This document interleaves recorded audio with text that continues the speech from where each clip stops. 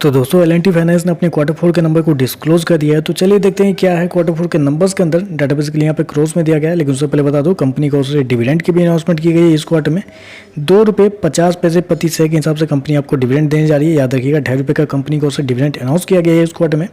चलिए नंबर देख लेते हैं। मैं आपको मार्केट का एस्टीमेट है उसके साथ कंपेयर करके समझाता हूँ। पिछले क्वार्टर में कंपनी ने 3,533 करोड़ के आसपास का रेवेन्यू जनरेट किया था। पिछले साल 3,242 करोड़, जबकि अभी देखें तो कंपनी का रेवेन्यू बढ़ के 3,671 करोड़ के आसपास आपको देखने को मिला है। तो साल दर साल देखें तो साल दर साल कंपनी के रेवेन्यू के अंदर एक अच्छी खासी तेजी आपको देखने को मिली। ऑलमोस्ट बोल सकते हैं आप 13% के आसपास का जंप है साल दर साल कंपनी के रेवेन्यू के अंदर। वहीं अगर क्वार्टर जाते हैं तो क्वार्टर भी कंपनी के रेवेन्यू के अंदर 5% के आसपास की तेजी आपको देखने को मिली। तो क्वार्टर साल दर साल कंपनी का जो रेवेन्यू है वो आपको बढ़ता हुआ देखने को मिल रहा है। इंटरेस्ट इनकम की बात कर लेते हैं, क्योंकि मेन रेवेन्यू तो कंपनी का यहीं से जनरेट हो रहा है। तो पिछले क्वार्टर में 3,306 करोड़ के आसपास कंपनी ने जनरेट किया था।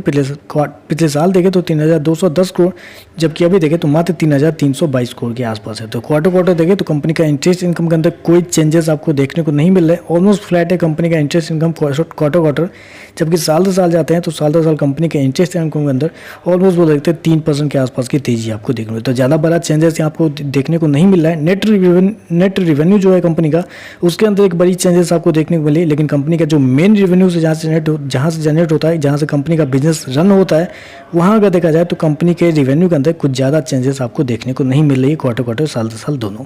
जबकि मैं आपको बताना चाहूँगा कंपनी ने इस क्वार्टर में शो कितना किया है रेवेन्यू। कंपनी ने शो किया है 3,671 करोड़ के आसपास, जबकि मार्केट की उम्मीद थी कि इस क्वार्टर में कंपनी का जो रेवेन्यू है वो आपको 3,960 करोड़ के आसपास आता हुआ देखने को मिलेगा। आप कह सकते हैं मार्केट की जितनी उम्मीद थी कंपनी के रेवेन्यू को लेकर, उससे कम कंपनी का रेवेन्यू इस क्वार्टर में आपको देखने को मिल रहा है। खर्चे की बात कर लेते हैं तो देखिए पिछले क्वार्टर में 2,757 करोड़ खर्च किए थे। पिछले साल 2,781 करोड़, जबकि अभी देखें तो कंपनी के खर्चे 2,983 करोड़ के आसपास आपको देखने को मिलते। खर्चे देखा जाए तो कंपनी के जो खर्चे हैं वो थोड़े से आपको ज़्यादा देखने को मिले, क्योंकि इंटरेस्ट इनकम के अंदर साल दर साल 3% के आसपास की चेंजेस आपको देखने को मिले। लेकिन जब खर्चे के अंदर जाते हैं तो कंपनी के जो खर्चे हैं साल दर साल 7% के आसपास आपको बढ़ते हुए देखने को मिले थे। ये थोड़ा सा मुझे लगता है थोड़ा सा गलत है। यहाँ पे क्वार्टर देखें तो वहाँ पे भी कंपनी के जो खर्चे हैं थोड़े से बढ़ते हुए देखने को मिले। चलिए कंपनी का नेट प्रॉफिट क्या निकलता है वो देख लेते हैं।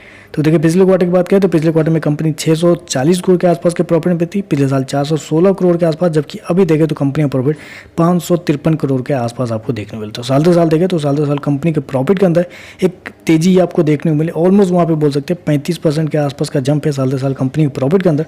लेकिन क्वार्टर जाते हैं तो क्वार्टर कंपनी का जो प्रॉफिट है वो आपको गिरता हुआ देखने को मिला है। जी हाँ, ऑलमोस्ट बोल सकते हैं 13% के आसपास की गिरावट है क्वार्टर कंपनी के प्रॉफिट के अंदर। तो कंपनी का प्रॉफिट क्वार्टरली बेसिस पर गिरता हुआ देखने को मिला है, लेकिन साल दर साल बढ़ता हुआ देखने को मिला है। मैं आपको बता दूं कंपनी ने शो कितना किया है, 553 करोड़ के आसपास का प्रॉफिट शो किया है, जबकि मार्केट की उम्मीद थी कि इस क्वार्टर में कंपनी का जो प्रॉफिट है वो 650 करोड़ के आसपास आना चाहिए था। लेकिन जहाँ मार्केट की उम्मीद थी उससे कम ही कंपनी का प्रॉफिट आपको देखने को मिल रहा है।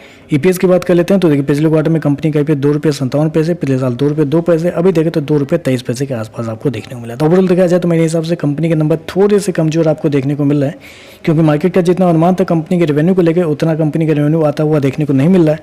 प्रॉफिट भी मार्केट के अनुमान से कम देखने को मिला है। सबसे चिंता वाली बात है जो मैंने आपको शुरू में ही बताया, कंपनी का इंटरेस्ट इनकम जो अभी भी देखें तो आपको साल दर साल क्वार्टर कुछ ज़्यादा चेंजेस आपको देखने को नहीं मिल रही।